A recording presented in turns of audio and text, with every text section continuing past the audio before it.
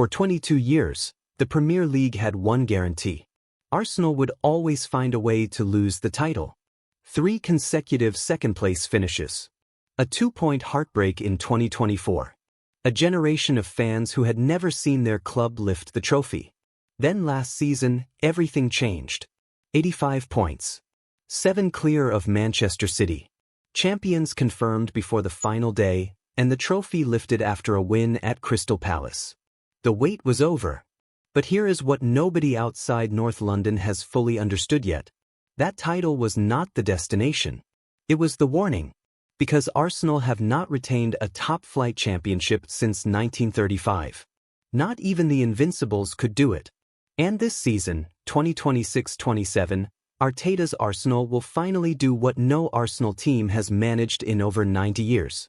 Win it again. And turn a title into a reign. Don't believe me? Take a look at this. Last season's title was not an accident, and it was not luck. It was the final click of a machine Arteta spent 5 painful years building.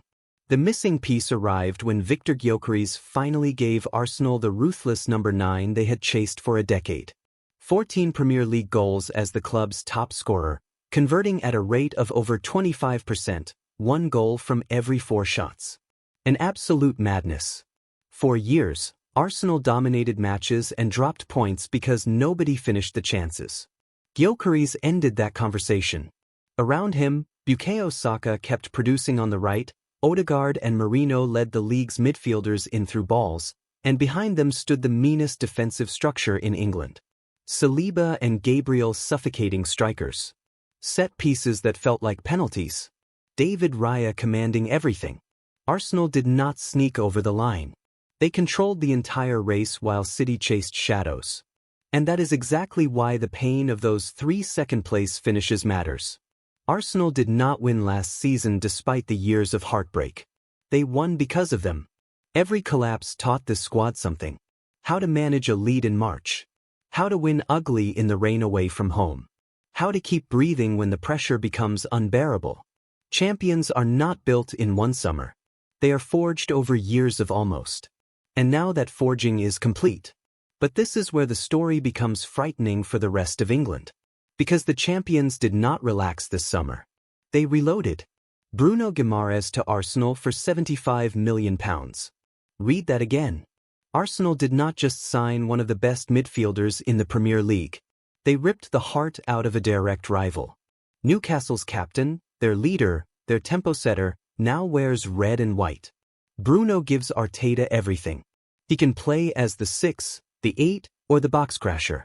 He presses like an animal, carries the ball through pressure, and brings the streetwise aggression that title defenses demand. Now put him next to Declan Rice and Martin Zubimendi, with Odegaard floating ahead of them. That is not a midfield. That is a monstrosity. 3 different profiles, all elite, all champions level, all capable of controlling any match in Europe. And Arteta did not stop there.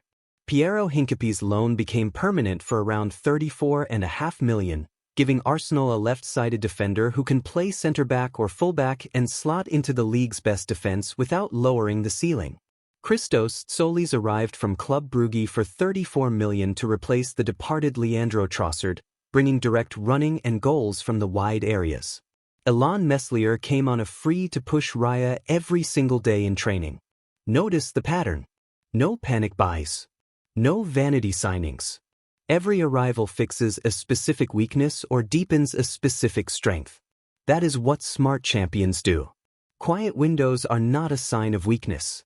They are a sign that the squad was already right, and now it is deeper. Look at what Arteta can actually field this season. Raya in goal.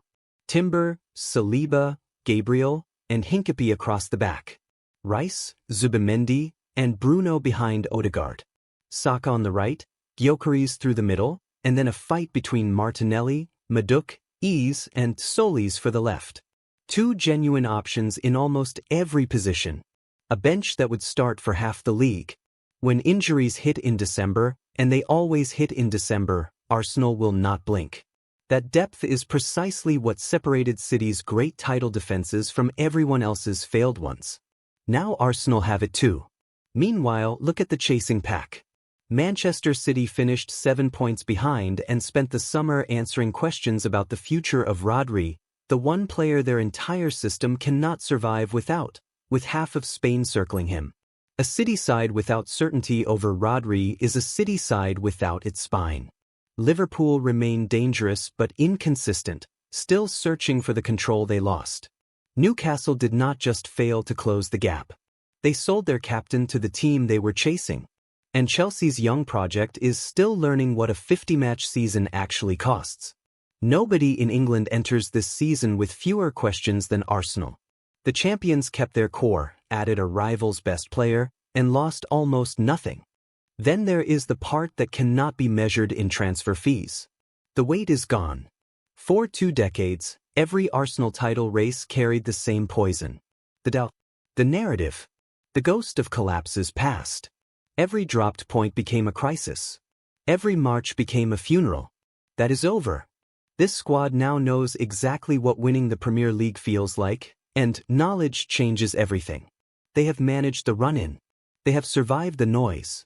Saka, Saliba, Rice, Odegaard, Gyökeres, and now Bruno, almost the entire spine is between 24 and 28 years old. Not a team at its peak. A team still arriving at it. And the most frightening part is that the manager who built all of this is still improving too. Arteta has grown from project coach to title winner, and history says managers win their second league far more easily than their first, because the fear is gone and the formula is proven. So understand what this season really is. Arsenal have won single titles before. In 1998, in 2002, in 2004. And every single time, the crown slipped the following year. The Invincibles went unbeaten through an entire season and still could not retain the trophy. The last Arsenal team to go back-to-back did it in 1935, before the World Cup existed, before floodlights, before substitutes. That is the wall this team is about to break. That is the word finally. Not finally a title. Finally a dynasty. The formula is all there. The striker who finishes. The deepest midfield in the country. The best defense in the league, now with more cover. A rival's captain added to a champion's core.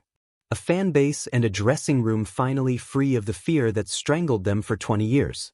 And a chasing pack that got weaker while the champions got stronger. For 2 decades, the question in England was whether Arsenal would ever win the Premier League again. Last season answered it. But this season answers a much bigger one. Because winning once ends a wait. Winning twice ends the argument. And when Arsenal lift that trophy again in May, nobody will call them a great story anymore.